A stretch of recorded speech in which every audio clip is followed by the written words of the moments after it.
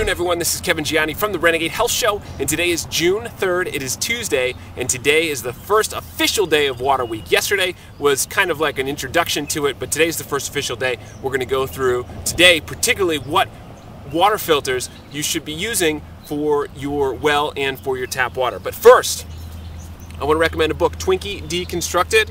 Steve Ettlinger is the author of this book, and it's a great book if you like chemical plants and 10,000 degree chemical reactions, and to find out what exactly goes into your Twinkie. There's about 30 or so ingredients, and he takes you through the process of how a Twinkie is made.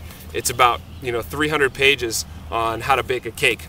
All right, to start Water Week, I want to explain why water.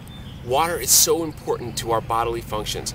We are 60 to 80% water, no matter where, you hear different stories about how much water we are, 60 to 80%. If you're properly hydrated, I imagine that you're on the higher side of that number. But that's not the most important thing. The most important thing is that we actually get water into our systems to actually make sure that we're all functioning properly. And the other thing is this: we want to make sure that our water is as pure as possible, similar to waters that would be coming out of natural streams.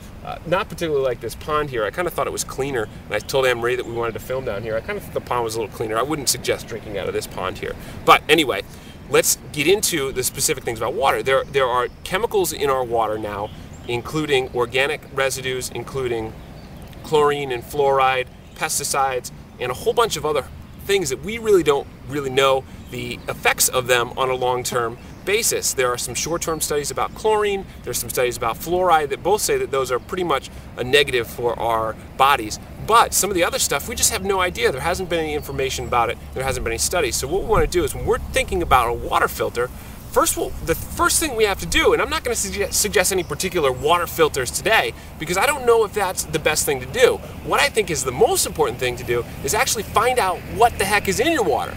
Because if you don't know what's in your water, then you can't properly filter it out. So the best way to figure out what's in your water is to actually get it tested. And I've talked about this before, but I'm going to mention it again today because it's really important. So the first thing that you're going to do is you're going to find how to get your water tested.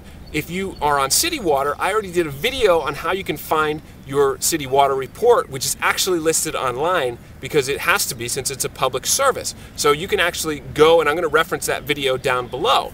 The second thing you can do is, if you're on well water, is you can get a test kit that will actually determine what's in your water, the levels of total dissolved solids, anything else that's in it. So that's going to be the second step if you're on a well system.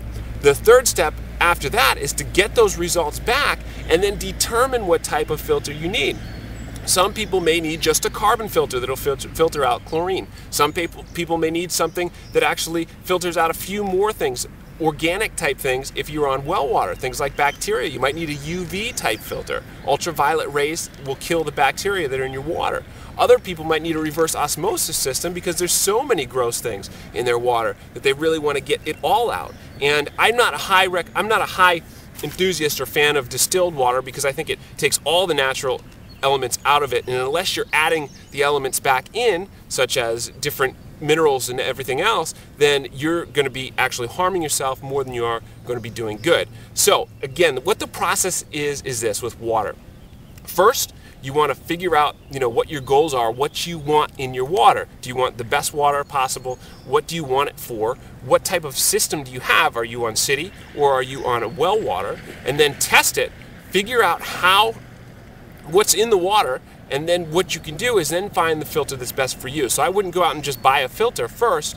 I would see what's in the water and then kind of address what's there, and then really you'll get the best results. You'll feel really good about what you've done, because now you've put together a system that will actually eliminate the negative things that are in that water.